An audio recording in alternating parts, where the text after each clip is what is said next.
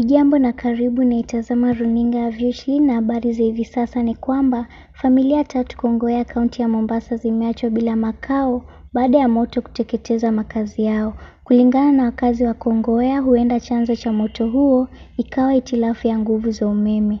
Wafanyi biashara pia wakadiria hasara kubwa baada ya mali ya mamilioni ya pesa kuteketea kwenye mkasa wa moto uliotokea leo. Wafanyi biashara hao wanasema ni jambo la kusikitisha kwamba soko hilo limekuwa likiteketea kila mara wakati wa usiku, hivyo basi hakuna anayepata nafasi ya kuokoa mali.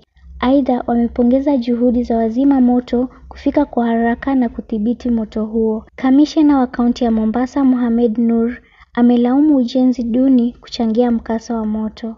Kwa taarifa zaidi hakikisha kwamba unafuatilia kwa hii channel, na nimekuwa mwanahabari wenu Violence Mugoi.